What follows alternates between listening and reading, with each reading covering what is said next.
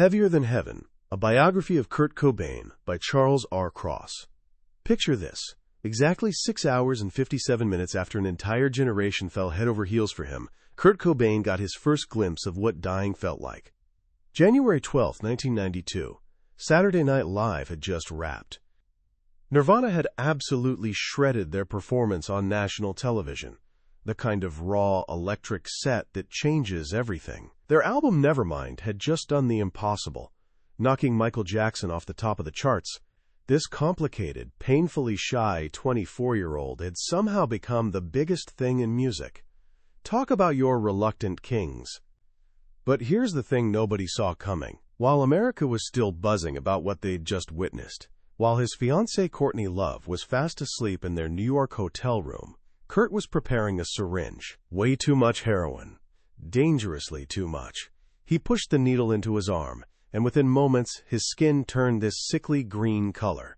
His breathing just stopped. He tumbled off the bed, landing face first in a pile of clothes on the floor. Hours later, Courtney would find him, not overdosed, clinically dead. She went into full panic mode, punching his chest, throwing freezing water on his face, doing everything she could think of. And somehow, impossibly, it worked. He came back. Think about that timeline. In one single day, Kurt Cobain was reborn as a cultural icon, died alone in a hotel room, and was literally brought back from death by someone who loved him.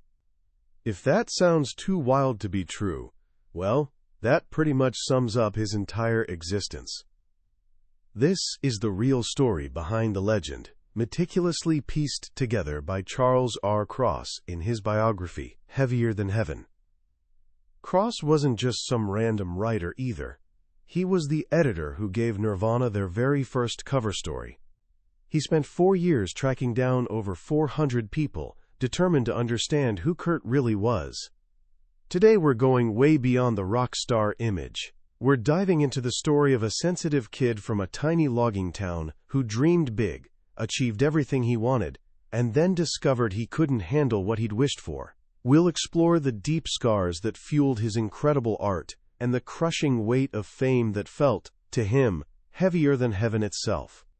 By the time we're done, you'll understand the beautiful tragedy of how one of the most important artists of his generation was created, and ultimately, destroyed. Kurt Donald Cobain entered the world on a rainy Monday in February 1967, in Aberdeen, Washington. Picture a small logging town where the forests crash into the Pacific Ocean, a place of rugged beauty where the constant rumble of logging trucks provided the soundtrack to everyday life. His young parents, Don and Wendy, were over the moon. He was the first grandchild on both sides, this gorgeous baby with piercing blue eyes that even the hospital nurses couldn't stop talking about. Those early years? Pure sunshine.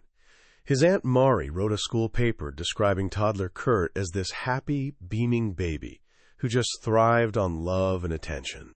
The kid was brilliant and charismatic, with this incredible artistic streak from the get-go. By 5 years old, he could draw pretty much anything he laid eyes on, creating these amazingly realistic sketches of Mickey Mouse and Donald Duck. Music ran in the family, and Kurt was obsessed with their jam sessions. He'd sing along to the Beatles and the Monkees, making up his own lyrics as he went. He was so connected to his family, so full of life, that bedtime would make him cry. As his aunt put it, he just didn't want to leave them. He was this joyful, sensitive, incredibly attached little boy, and then everything shattered when he turned 9. 1976, his parents divorced. For Kurt, it wasn't just a split. It was, in his own words, an emotional holocaust. The security and love that had been his entire universe just unraveled before his eyes. Like so many kids, he internalized it, convinced somehow it was his fault. That happy, smiling boy retreated deep inside himself.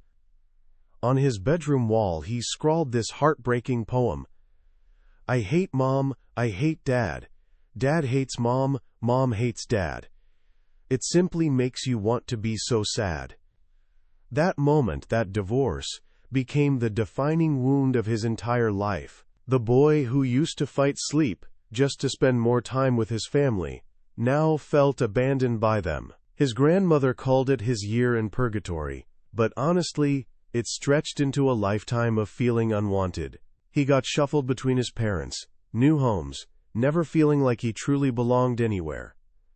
When his father remarried, Kurt felt completely betrayed. He'd made his dad promise not to remarry, and when Don broke that promise, Kurt's hope of his family getting back together died. Suddenly he was competing for attention with a stepmother and step-siblings, an outsider in what should have been his own home.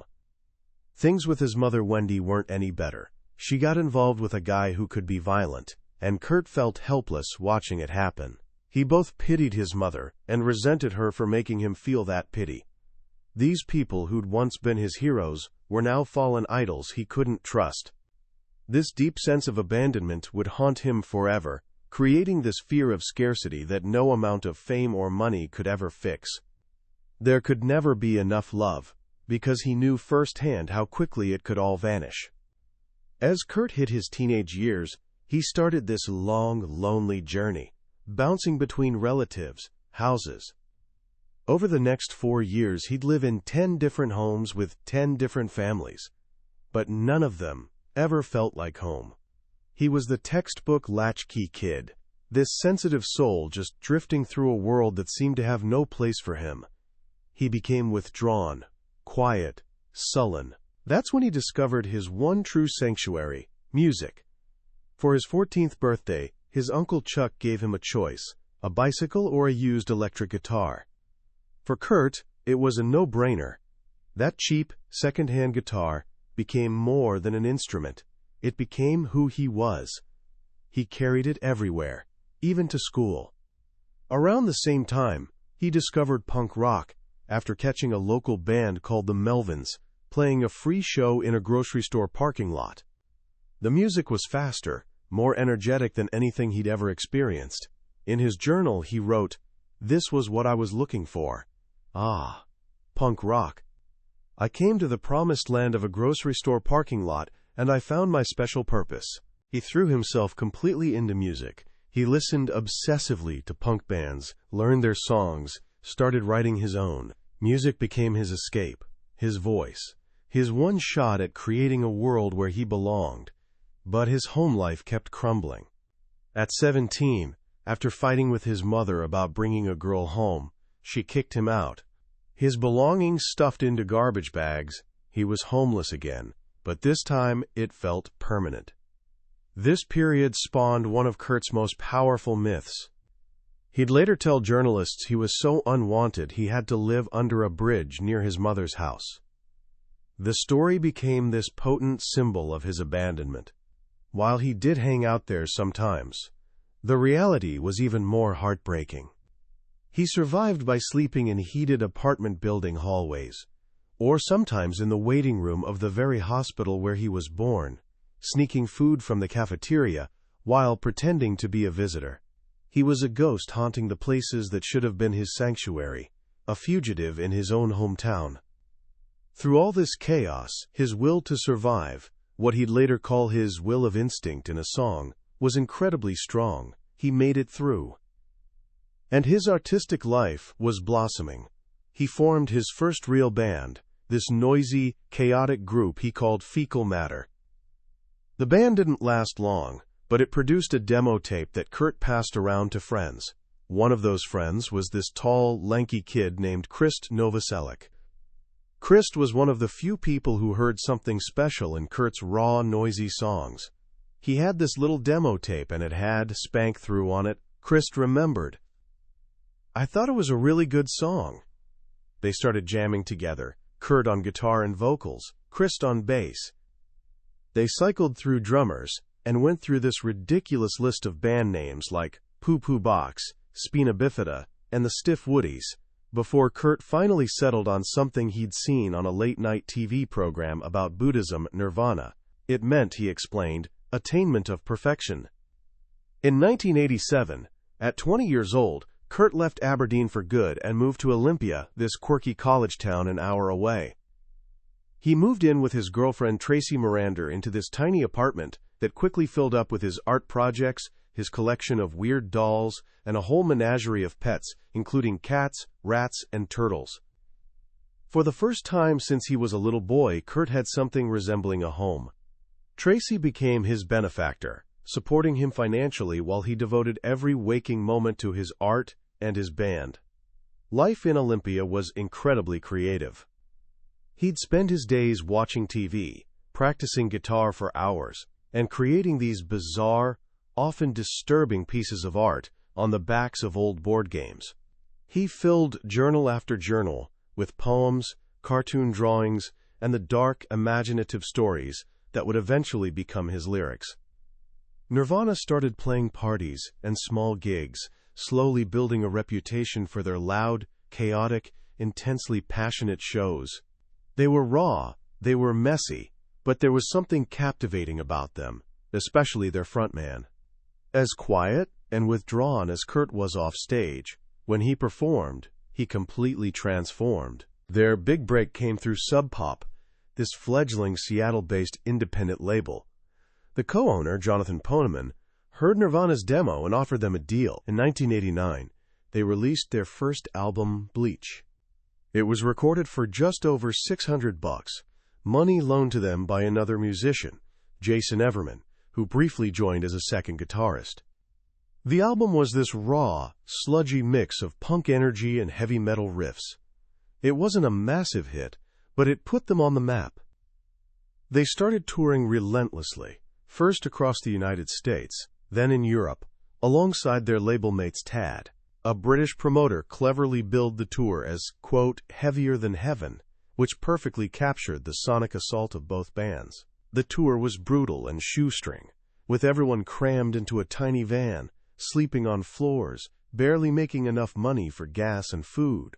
Kurt hated it. The constant travel, the lack of privacy, and the physical exhaustion took a toll on his already fragile health and mind. He was suffering from this chronic, debilitating stomach condition that caused excruciating pain, something that had plagued him for years and that doctors couldn't figure out. The pain was so intense, he later wrote, it brought him to the point of wanting to end his life. During this time, his relationship with Tracy fell apart. She'd been his anchor, but as the band consumed his entire world, he drifted away. The breakup was another source of pain, but it also unlocked a new level in his songwriting. He started a new relationship with Toby Vale, a drummer and feminist zine writer from the Olympia punk scene.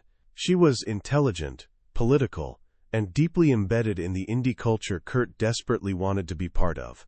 He was completely infatuated, but it was turbulent. Toby wasn't looking for the kind of deep, all-consuming love that Kurt craved, and their eventual breakup devastated him. That heartbreak, though, became the unlikely fuel for his greatest success. In the months after the split, Kurt wrote a batch of new songs filled with newfound rage, remorse, and desperation.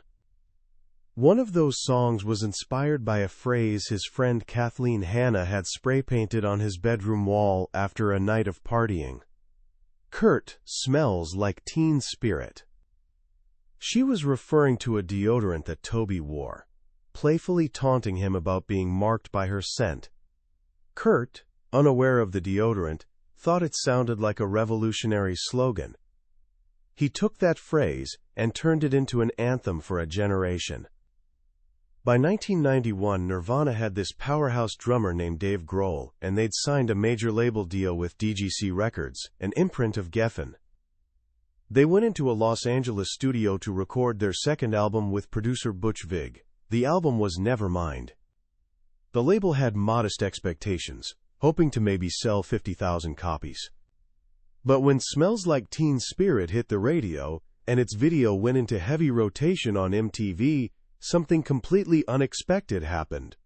The album exploded. It climbed the charts at this dizzying speed, selling hundreds of thousands of copies every week.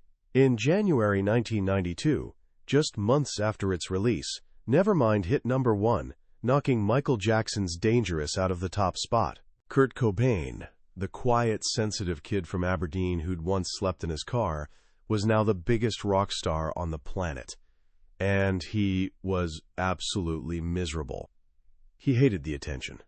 He felt his music, which was so deeply personal, was being misunderstood by a mainstream audience of the very same jocks and rednecks he despised in high school.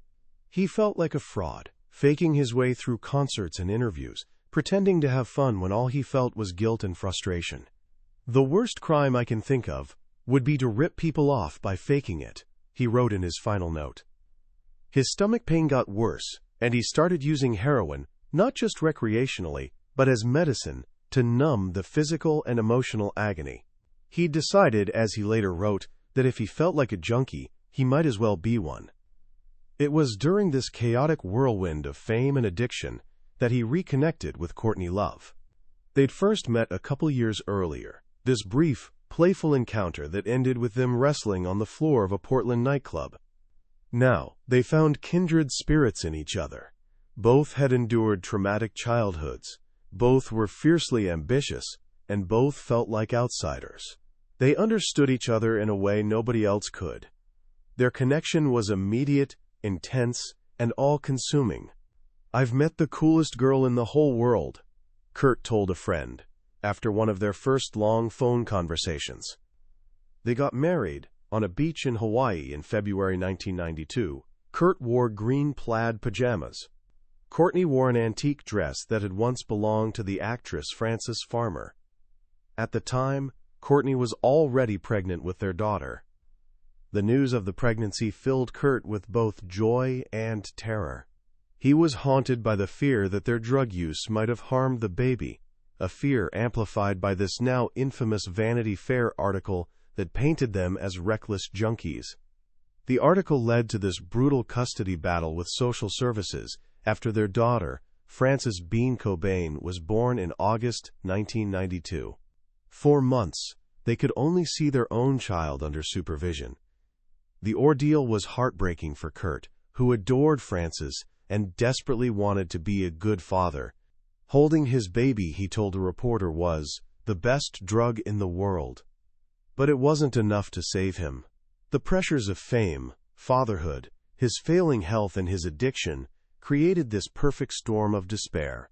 In March 1994, during a European tour, he attempted suicide for the first time, overdosing on tranquilizers and champagne in a Rome hotel room. He wrote a note saying he'd rather die than go through another divorce like his parents. He survived, but he returned to Seattle, a changed man. His friends noticed he was more withdrawn, more monochromatic, as if the life was slowly draining out of him.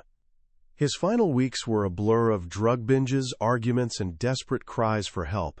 His family and friends staged an intervention, begging him to go into rehab. He agreed, but after only a couple days at a treatment center in Los Angeles, he scaled a 6-foot wall and disappeared. He flew back to Seattle. The last person to see him alive was a taxi driver who dropped him off at his large, empty house on Lake Washington Boulevard. A few days later, on April 8, 1994, an electrician installing a security system looked into the greenhouse above the garage and saw a body on the floor. Kurt Cobain was dead at 27. He'd died from a self-inflicted shotgun wound to the head. Nearby, he left this long, heartbreaking note addressed to his childhood imaginary friend, Boda. In it, he tried to explain the unexplainable, the loss of passion for the music he once loved, the guilt he felt for not being able to enjoy his success, and the profound sadness that had followed him his entire life. "There's good in all of us, and I think I simply love people too much," he wrote, "so much that it makes me feel too sad." He ended the note with a line from a Neil Young song, a line that would become his epitaph: "It's better to burn out than to fade away." Charles Cross's Heavier Than Heaven is way more than just a biography of a musician. It's this profound, deeply human examination of what happens to a sensitive soul in a harsh world.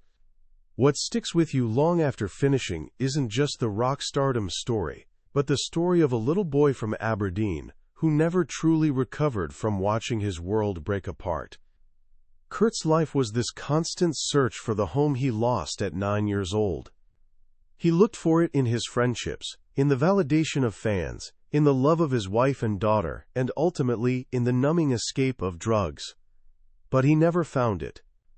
One of the most powerful lessons from Kurt's story is about this complex relationship between pain and art. His music resonated so deeply with so many people because it came from a place of real, raw, unprocessed pain. He took the shame of his parents, divorce, the loneliness of his teenage years, and the confusion in his own heart, and transformed it into songs that made millions of people feel less alone. But here's the cruel irony. The very sensitivity that made him a brilliant artist also made life almost unbearable. He felt everything too deeply. As he wrote in his final note, "I'm too sensitive. I need to be slightly numb in order to regain the enthusiasm I once had as a child." His story is also this powerful cautionary tale about fame. Kurt dreamed of being a rock star, but when he achieved it on a scale beyond anyone's imagination, he found it was actually a prison. He was this deeply private person who suddenly became the most public figure in the world. He wanted his music to be understood, but he felt like he was being turned into a cartoon character, a product to be sold. His life forces us to ask this difficult question: what does success actually mean? Kurt had all the external markers, the money, the fame, the adoration, but internally, he was in agony. He reminds us that true success has to be about inner peace, and that's something he never found. So what can we take away from his life? I think there are a few simple but profound things to consider. First, take the time to understand your own story. Kurt was haunted by childhood trauma his entire life. His story is this powerful reminder that our past shapes us, and if we don't take time to understand and heal our old wounds, they can follow us forever. It's a call to be gentle with ourselves and seek help when we need it. Second, define success on your own terms. Don't let the world's definition become yours. Kurt achieved a level of fame most people only dream of, but it brought him zero joy. His life is this powerful prompt to think deeply about what a meaningful, happy life looks like for you, separate from external validation. And finally, listen with empathy. The next time you hear a Nirvana song, listen a little differently. Hear the voice of that sensitive boy from Aberdeen, the one who loved people so much it made him sad. Hear the artist who took his pain and turned it into something beautiful, something that connected with millions. His music was his gift to the world, but it came at an immense personal cost. That was a summary of Heavier Than Heaven by Charles R. Cross. We've journeyed through the brightest moments and darkest corners of a truly remarkable life, but here's the truth. A summary can only ever be a map. The real territory, the real emotional landscape, lives within the pages of the book itself. This summary is designed to give you a sense of that landscape, to help you decide if this is a journey you want to take. If anything we've talked about today has resonated with you, if you've felt a pull of curiosity or a pang of empathy, then I encourage you to pick up a copy. Reading it isn't just about learning facts. It's an experience that offers this profound, often heartbreaking understanding of what it means to be human. The link to the book is in the description below. Also, if you found this journey valuable, please show your support by hitting that like button and subscribing to the channel. That way, you won't miss our next exploration into another life-changing book here on Billionaire's Bookshelf. Let's keep learning and keep growing together.